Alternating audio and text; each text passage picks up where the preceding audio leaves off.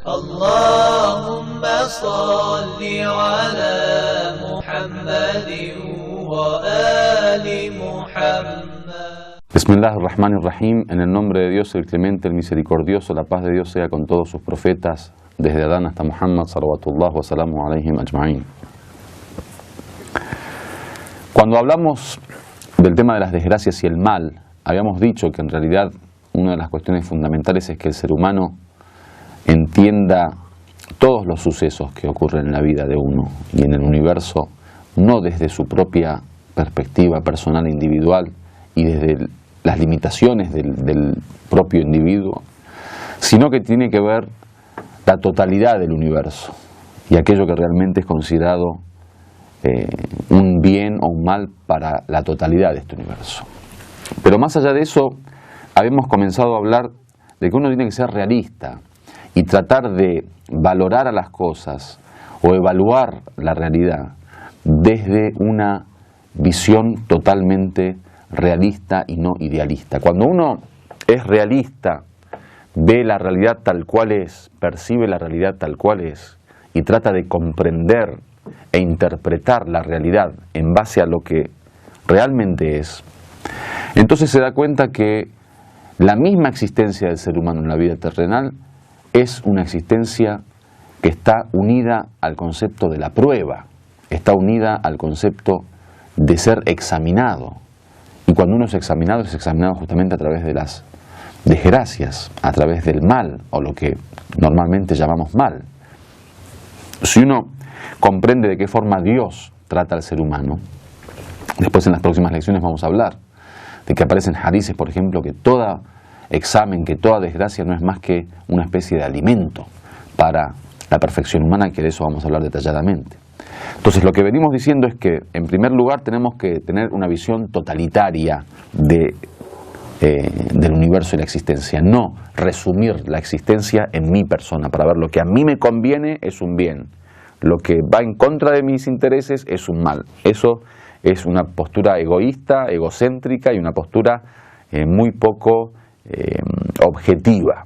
Entonces la objetividad dice que el universo no soy yo solo, como para decir, bueno, esto para mí es un mal. El segundo punto tiene que ver con entender la realidad con una visión objetiva en el sentido de ver esta realidad, cuál es la filosofía de su existencia, por qué ha sido creada. Y también dentro de esa filosofía ver las normas que Dios estableció. Por ejemplo, si Dios desde el principio estableció que en esta vida el hombre va a nacer y va a morir, entonces la muerte no es un mal, es parte de la realidad. Si a mí se muere mi madre, por ejemplo, puede ser que yo lo vea como un mal, puede ser que yo lo vea como una desgracia, que me entristece, que me deprime, pero no significa que eso sea un mal, porque desde el comienzo Dios me dijo, mira, el ser humano en esta vida nace y muere, tiene un comienzo y tiene un fin en la vida terrenal.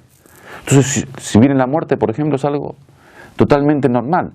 Por lo tanto, uno cuando ve este tipo de cuestiones desde la visión divina y desde la realidad objetiva, se da cuenta que en realidad todo lo que nosotros llamamos mal no es más que una ley más que Dios propuso. ¿Cuándo Dios dijo que yo no voy a probarlos con fenómenos naturales, por ejemplo? ¿Cuándo Dios dijo que yo no voy a, por ejemplo, establecer ningún tipo de debilidad en la vida del hombre? ¿Cuándo Dios dijo que no se enfermarán? Es más, si uno tiene conciencia de la realidad del ser humano, la misma existencia del ser humano que es basada en la debilidad. Nacemos débiles, vivimos débiles, morimos débiles. Necesitamos del agua para la sed y necesitamos de la comida para saciar nuestro hambre, necesitamos del dormir para saciar nuestro sueño. Entonces, si uno es realista y objetivo, se da cuenta que la realidad de la vida es esa.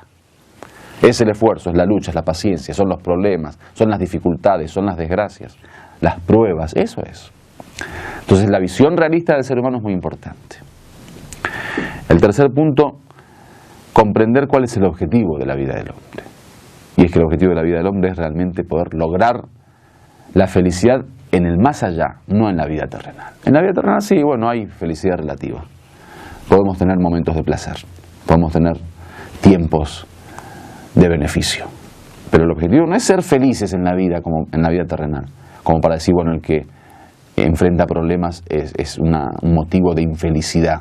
No, no es así, en absoluto.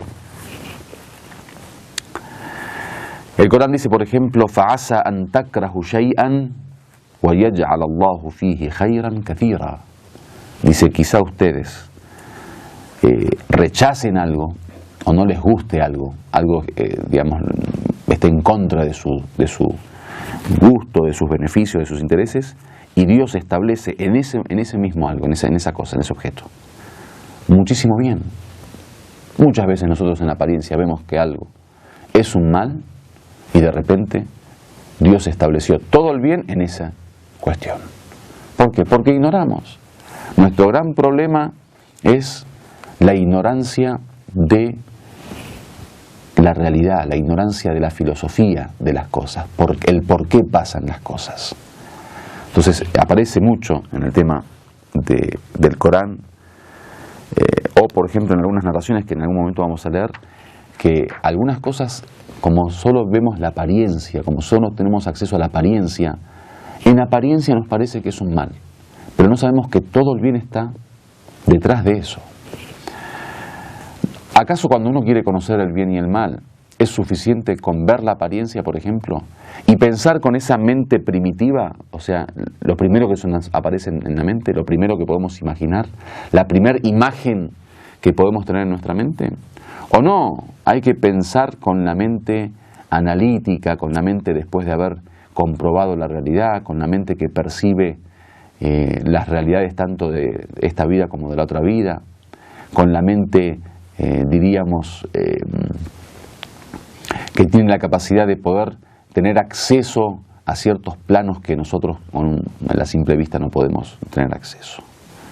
Por lo tanto, nosotros creemos que según la visión coránica es ese tipo de mente la que puede evaluar la realidad y decir si es un bien y un mal, no la mente primitiva, no lo primero que se nos aparece. Por otro lado, para poder evaluar el bien y el mal no tenemos que dejar que las emociones, los sentimientos, el dolor juegue con nosotros para evaluar. Puede ser que una persona, por ejemplo, tiene un hijo y ese hijo es un criminal y ese criminal mata o asesina a varias personas. Entonces, al momento de juzgarlo, la justicia, ¿qué dice? Dice que ese hijo debe ser, por ejemplo, encarcelado, debe juzgárselo con algún tipo de pena.